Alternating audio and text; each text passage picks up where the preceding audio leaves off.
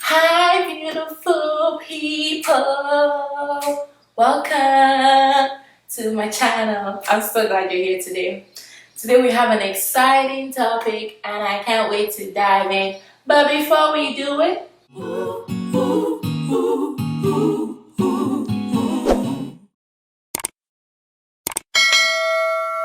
you know what to do.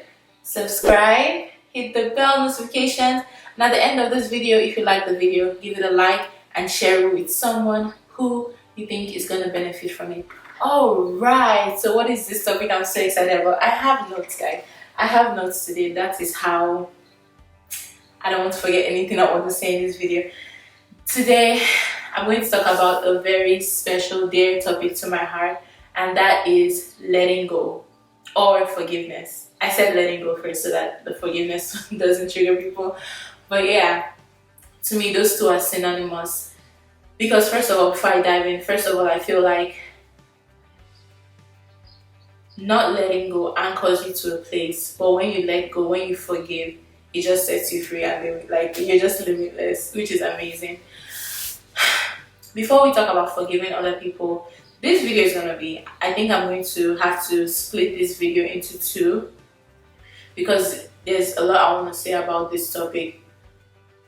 Before we talk about forgiving other people, we have to talk about forgiving ourselves. Okay, we have to start with we have to start with forgiving ourselves. We can't truly share or extend to other people what we have not first of all received. So before we talk about, I'm going to talk about our relationship with ourselves. We've been talking about building relationship with our hearts, creating safety, all those wonderful things.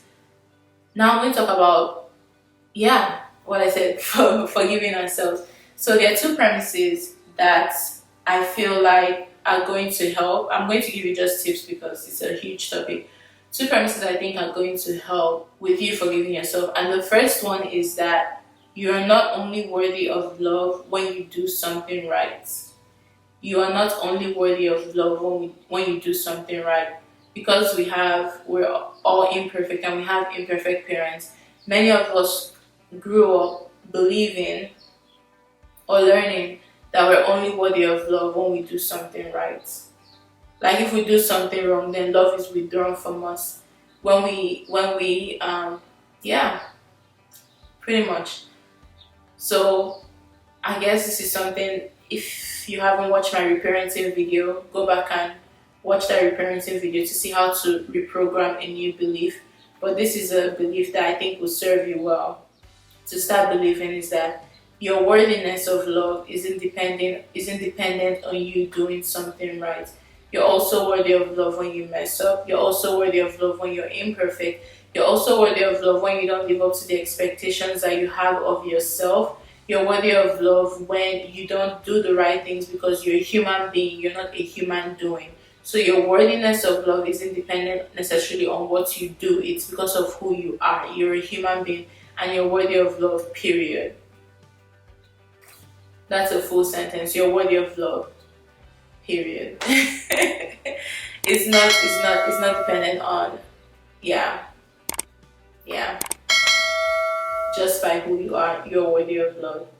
And I think when we lean into that truth in our lives and we really believe that in our core, it's going to make forgiveness so much easier. Because what unforgiveness is that we are withholding love from ourselves as a way of punishment. We're anchoring ourselves to something that we did in the past or something that we didn't do in the past. We're anchoring ourselves to like as if because we think that maybe punishing ourselves is somehow going to like it's somehow going to like benefit or like bring something good out of it, but it doesn't. What all it does is just anchor you to that place. You're only as far or you're only as free as your unforgiveness lets you be. So if wherever your unforgiveness, wherever you're not forgiving or letting go, you're anchored to that spot. You're only as free as that spot. Like you're anchored to that spot.